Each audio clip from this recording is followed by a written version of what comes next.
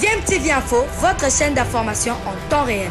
La politique, la santé, le sport, les faits de société, la musique, les rumeurs et bien plus encore. Vous découvrirez cela dans notre chaîne DMTV Info.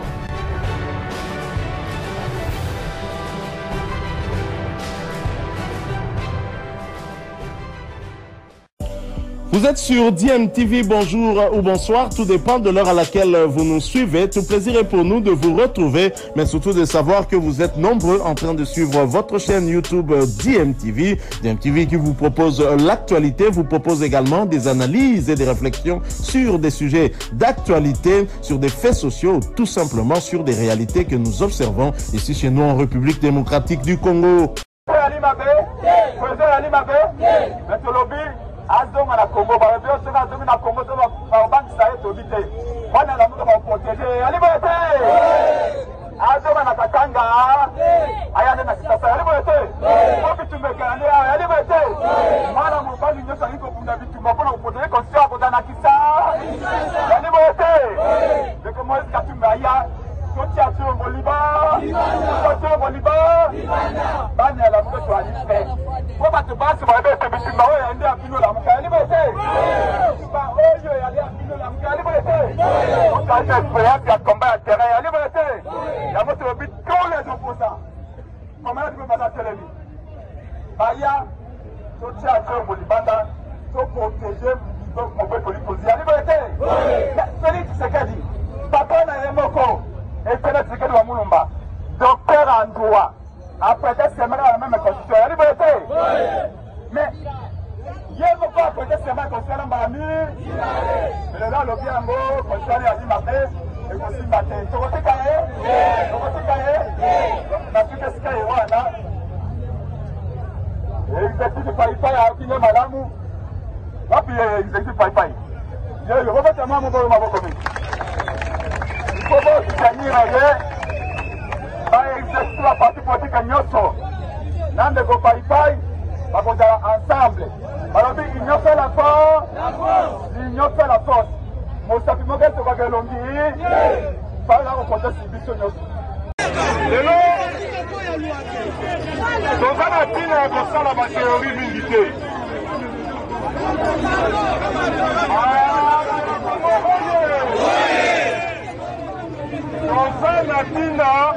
Il y a la théorie et belé.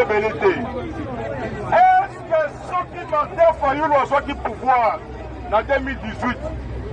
Dans les temps de l'embouteillage, tout ça, non? Dans les temps de l'embouteillage, madoussou? M23, Balinga va contre la Monga. Balinga qui va y va comme Monga.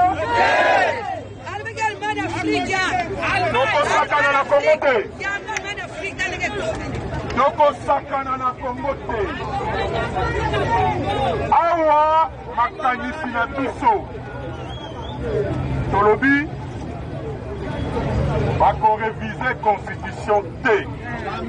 Bako changer constitution oya biso. Soki moke yango na lobi na yo. Zwakanda.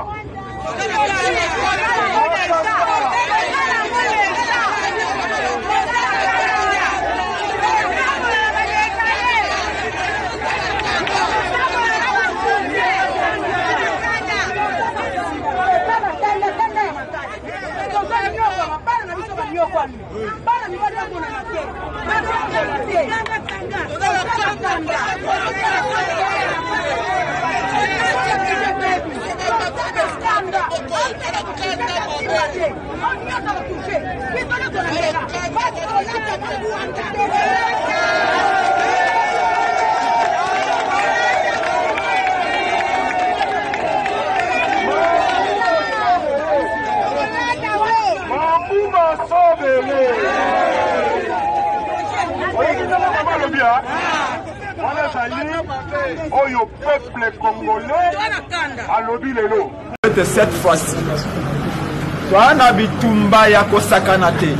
Na ko bana bino boye, ikolo boye so ngo bima boye lata 2 kilos. C'est ça. Ko bitumbe ko banda tout.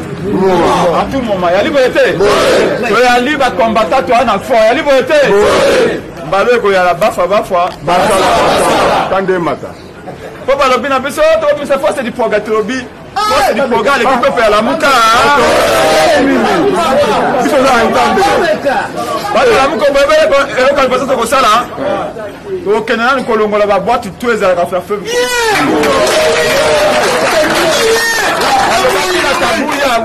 Washington était ce qui va meki Kabuya kozala mota liboso okata fulu komona makolo alanga nzembo moko moku wa bongo boyebi Félix Wazepa tabala masese boyebi alobakete soki okutani na vérité na nzela atako bebiso bilamba c'est fait la caca. Allez, au Bible et le bête, vous connaîtrez la vérité fera quoi? Dans le bac à Bango, bon, se souvenir bien en 2019. Et de ce qu'on a dit moi si. Et que a une libéré à comme Melissa Moana te, Koiba Moana gagné.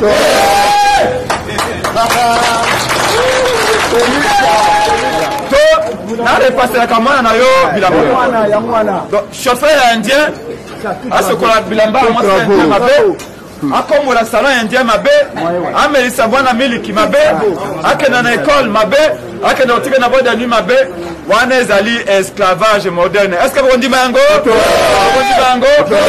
La Mouka soutient par revendication à Bino, ADD Congo, décidé de soutenir Bino va travailler, nous sommes indiens. Il y a des Indo-Pakistanais, il y a des Libanais. Mais tant que le bail était tant que soit beaucoup. Et je vous garantis, dans la mouka en vérité, dès que tu as cabassé, tu as jeté cabassé dans la fleuve. Pouvoir et connaître pas en année. Qui peut accepter qu'on cède une partie de notre territoire? Et les Congolais, nous, peuple-là, qui avons adopté cette constitution à référendum, nous commençons à dire non, la constitution nous est imposée de l'étranger. Quel étranger? Le professeur Banyakou, rédacteur, est étranger. Le professeur Essambo est étranger. Le professeur Mampouya est un étranger, pour ne citer que cela. Disons des choses raisonnables. Nous qui pensons Congo, nous aimerions que des choses très sensibles soient laissées aux initiés. Qu'on appelle un think tank, des gens qui réfléchissent, qui pensent Congo. Pas des aventuriers qui sont là pour avoir l'argent, tromper le président de la République, soi-disant qu'on est conseiller autour du chef, alors que dans vos bogues là, il n'y a rien. Et on laisse les intelligences livrées en pâture. Je vois des gens qui n'arrivent pas à la cheville du professeur Essambo, ni à la cheville du professeur Mbata, raconter des histoires sur les réseaux sociaux. Mais quand on parle du Congo, c'est à ces intelligences-là qu'on recourt. Qui peut ne pas reconnaître la compétence du professeur Banyako? Qui peut ne pas reconnaître la compétence du professeur Mbata? Qui peut ne pas reconnaître la compétence du professeur Mampouya? Qui peut ne pas reconnaître la compétence du professeur Essambo? Et ce ne sont pas des Congolais. Vous qui vous dites Congolais, vous avez déjà fait quoi en dehors du détournement?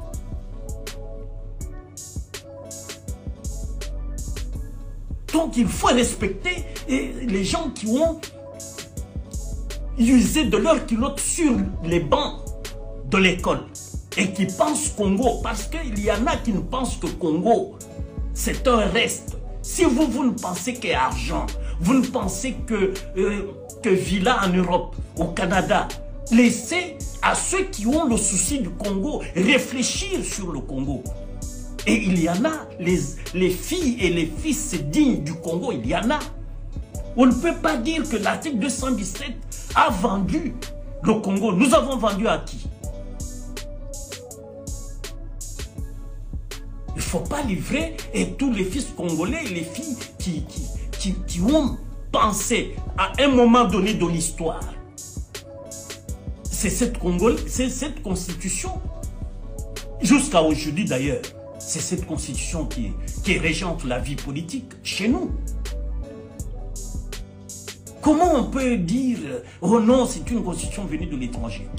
21e siècle, nous n'avons pas d'intelligence. Et c'est pour cela que nous, avec le génie congolais, nous pensons qu'il faut changer la constitution. Mais pas faire croire au peuple congolais qui a adopté cette constitution au référendum que cette constitution vient de l'étranger et que l'article 217, ce sont les étrangers qui ont mis pour vendre notre pays aux étrangers. Céder une partie de notre territoire. Si vous ne connaissez pas, vous n'avez aucune maîtrise de français. Taisez-vous.